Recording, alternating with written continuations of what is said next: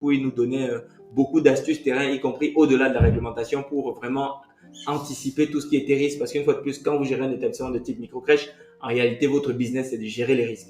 Et donc, le fait qu'il était pompier, ça fait qu'il avait plein de… Voilà, non seulement il était hyper calé en termes de réglementation, mais en plus, il était très, très, très bon sur la visibilité des risques. Et comme il a beaucoup travaillé avec nous, avec les crèches, voilà, il voyait comment ça se passe et il était vraiment proposition de conseil.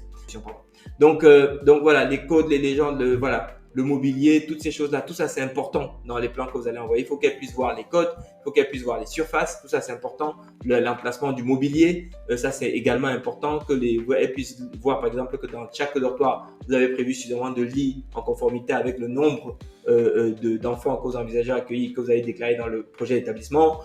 Voilà, que vous avez les plans de déshabillage, que vous avez voilà, les WC enfants, que vous avez voilà, elles vont vous regarder tous ces sujets-là, issus de secours, voilà, toutes ces choses-là, ok? Donc ça, les plans, est extrêmement important.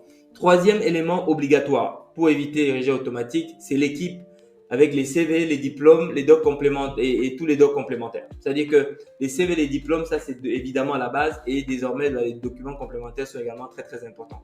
Donc les B3, les certificats médicaux, les attestations des différentes formations, etc. Les formations